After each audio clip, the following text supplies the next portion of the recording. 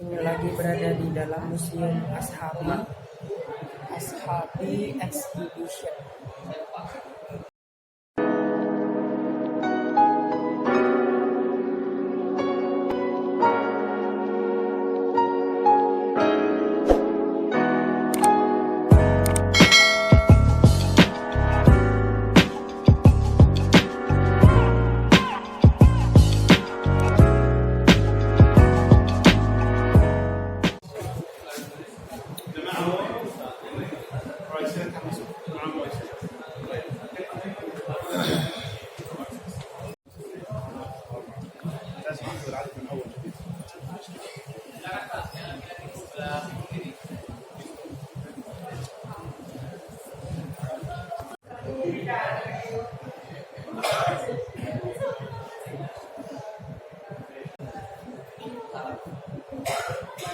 Ucapkan selamat datang di pameran sahabat Nabi. Nah, sebelumnya saya boleh tanya kabar Bapak Ibu sekalian, bagaimana kabarnya? Alhamdulillah. Sudah pada sarapan ya? Baik, sekali lagi selamat datang di pameran sahabat Nabi, pameran yang mengisahkan tentang kehidupan para sahabat-sahabat Nabi, dimulai dari turunnya wahyu sampai para sahabat menyebar ke seluruh penjuru dunia dalam mengemban dakwah Islam. Nah, di ruangan pertama ini kita akan mengenal siapa itu para sahabat-sahabat Nabi dan keutamaan mereka. Jadi para sahabat adalah orang-orang yang bertemu Nabi, berislam, kemudian wafat dalam keadaan Islam. Dan salah satu keutamaan para sahabat Nabi dalam surat At-Taubah, Allah menegaskan bahwasanya Allah telah meridai para sahabat-sahabat Nabi radhiyallahu anhum wa radu'an. Dan dalam sebuah hadis, para sahabat dimisalkan seperti bintang di langit. Ya. Istiar.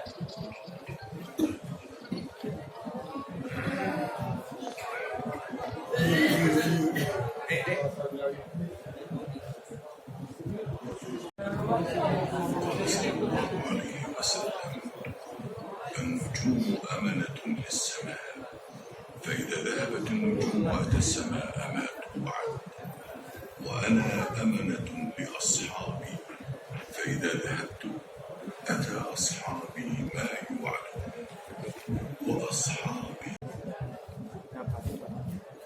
Baik, mari kita lanjutkan ke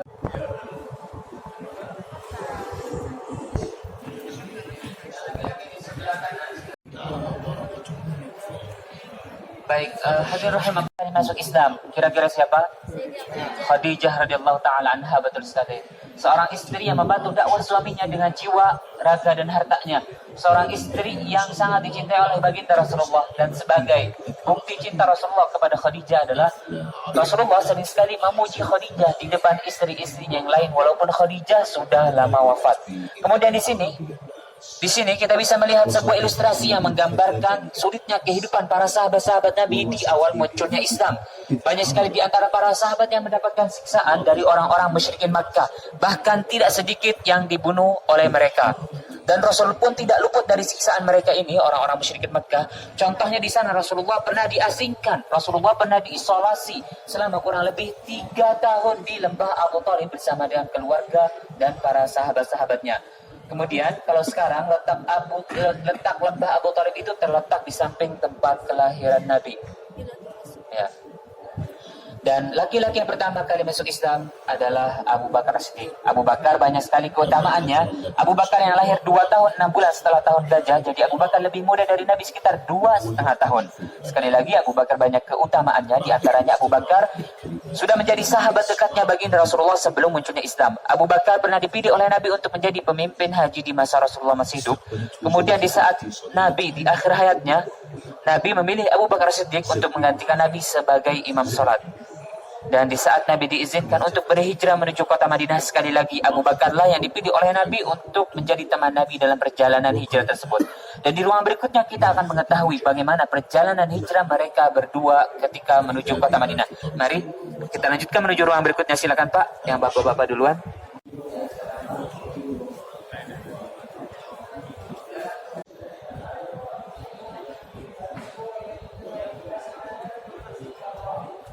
Ke depanku, yang di belakang, silakan.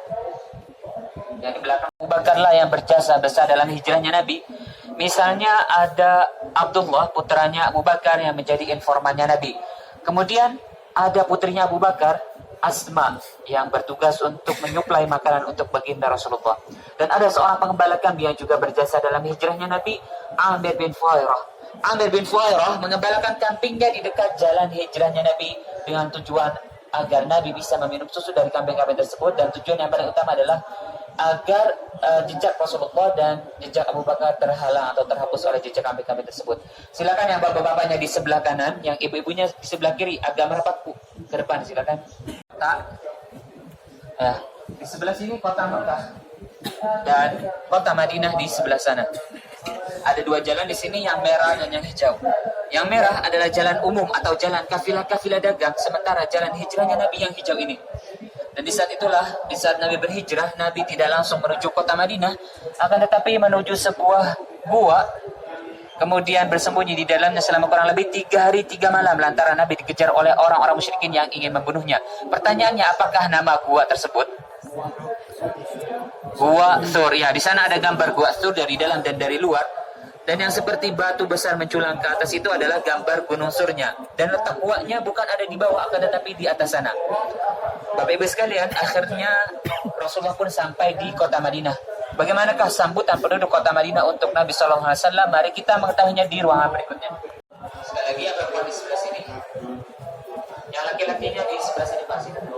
Dengan sambutan yang penuh kehangatan dan sambutan yang penuh kebahagiaan, bisa dilihat di belakang ada sebuah ilustrasi yang menggambarkan situasi tersebut. Laki-laki, perempuan, bahkan anak-anak dan orang-orang tua keluar dari rumah-rumah mereka untuk menyambut kehadiran baginda Rasulullah. Dan di sini kita bisa melihat ada sebuah peta, dan ini adalah peta kota Madinah di zaman Nabi. Nabi pun singgah pertama kali di perkampungan Amr ibn Auf ketika sampai di kota Madinah, di sana, di dekat Badhan Valley atau Wadi Badhan. Dan di sanalah Nabi Muhammad membangun masjid yang pertama kali dalam Islam, yaitu Masjid Quba. Ya, sudah pernah ke sana Bapak Ibu sekalian? Alhamdulillah. Sudah sholat 2 rakaat di sana? Baik, pertanyaannya, apa keutamaannya? Hanya seperti melaksanakan ibadah umroh, ya. Setelah Nabi singgah di sana selama kurang lebih 14 hari, Nabi pun akhirnya melakukan perjalanan di hari Jumat menuju kampung berikutnya yang jaraknya kurang lebih 5 km, yaitu perkampungan Bani Najjar di sana. Dan di sanalah Nabi membangun markas Islam, yaitu Masjid Nabawi. Jadi, hal terpenting yang dilakukan oleh Nabi Muhammad ketika sampai di kota Madinah ada 2. Hal terpenting ada 2, hal pokok ada 2 yang dilakukan oleh Nabi ketika sampai di kota Madinah. Yang pertama adalah membangun markas, yaitu Masjid Nabawi. Dan yang kedua, kira-kira apa yang kedua? Masjid Awan. Yang kedua adalah mempersatukan dan mempersaudarakan antara Muhajirin dan Ansor. Kota Madinah kota yang sangat subur, bisa dilihat banyak sekali terdapat kebun kurmanya, dan kota yang terletak di antara bukit berapi di sebelah sana dan di sebelah sini. Dan ini adalah tanda terbesar kota Madinah, yaitu Jabal Uhud atau Gunung Uhud. Nah, di Gunung Uhud ini ada sebuah hadis yang berbunyi, la tasubbu ashabi, janganlah kalian menghina sahabat-sahabatku, falau anfaqa ahadukum mithla Uhudin dhahaba, karena jikalau ada di antara kalian yang bisa berinfak emas sebesar gunung Uhud, ma balagha mudda ahadim wala nasifahu, kata Nabi, maka pahalanya tidak setara dengan pahala infaknya sahabat-sahabatku, walaupun mereka hanya berinfak 1 mud atau 1 genggaman tangan. Bisa dibayangkan hal tersebut. Dan di samping gunung besar ini ada bukit kecil yang namanya Bukit Dua Mata di sana, yang sekarang terkenal dengan nama Bukit Para Pemanah atau Bukit Rumah. Nah, di sanalah pernah terjadi pertempuran bersejarah yang terjadi di tahun 3 Hijriah, yang dimana kaum muslimin menerima kekalahannya di perang tersebut. Kita akan menyaksikan pertempuran tersebut di ruangan berikutnya. Sebelumnya, apakah nama pertempuran tersebut? Perang Uhud. Ya, baik, silakan.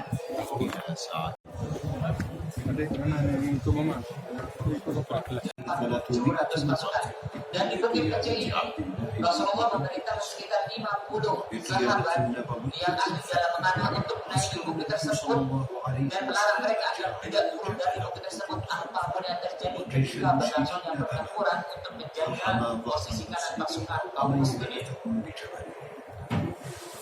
واختار النبي صلى الله عليه وسلم الرماة الماهرين.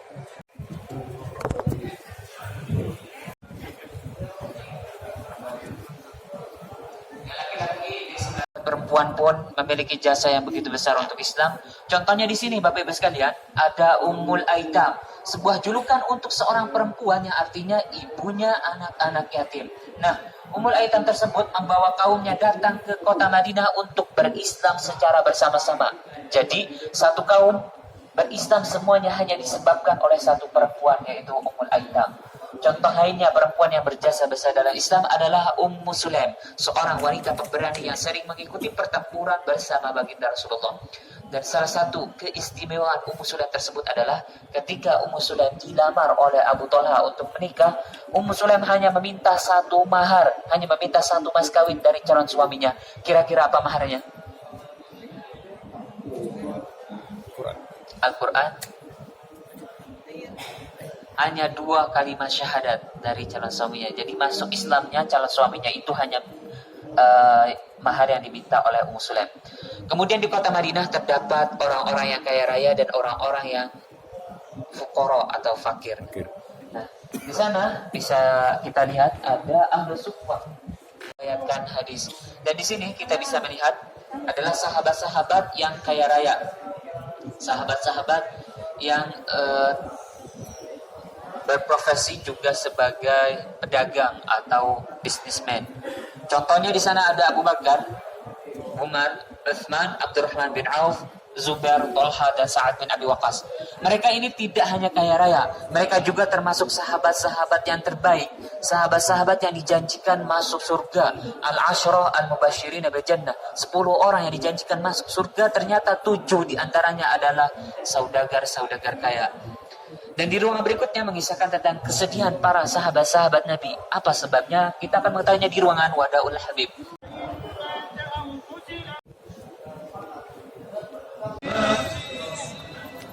Kanan. Ya, di sini juga ada Ustaz, silakan. Yang laki-laki di sebelah kanan. Siapa saja? Abu Bakar Siddiq.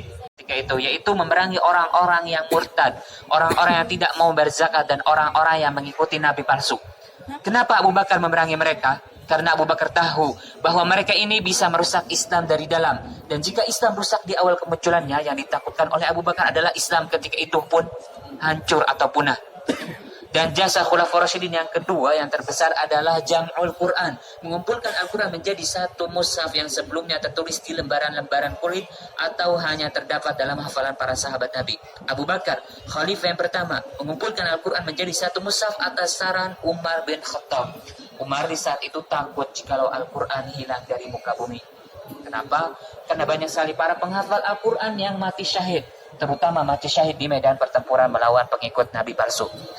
Nah, di masa Utsman bin Affan, khalifah yang ketiga, Utsman menjadikan 7 Al-Quran sebagai standar cara membaca Al-Quran. Kemudian di ruangan berikutnya kita akan melihat salah satu Al-Quran yang dinisbatkan kepada Utsman bin Affan. Yang laki-laki di sebelah kiri, yang perempuannya di sebelah kanan. Sahabat-sahabat Nabi dalam menjaga Islam. Salah satu bentuk perjuangan para sahabat-sahabat Nabi dalam menjaga Al-Quran. Nah, di depan kita ini adalah replika atau duplikat atau kopian Al-Quran yang ditulis di masa Utsman bin Affan.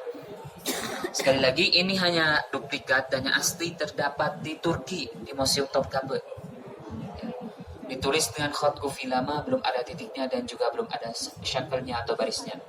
Ya, kita tutup dengan sabda Nabi, anta ma'aman ahbabta. Kata Nabi, kalian di akhirat kelak akan bersama dengan orang yang kalian cintai. Maka jika kita ingin bersama dengan Rasulullah dan para sahabatnya di akhirat kelak, kita harus mencintai mereka. Dan salah satu bukti cinta kita kepada mereka adalah mengikuti jalan hidup mereka. Demikianlah Bapak Ibu sekalian, kurang lebihnya mohon maaf. Kemudian silakan di sini Bapak Ibu bisa membeli oleh-oleh cenderamata atau Al-Quran yang bisa diwakafkan di Masjidil Haram untuk Bapak Masjid Nabawi. Silakan.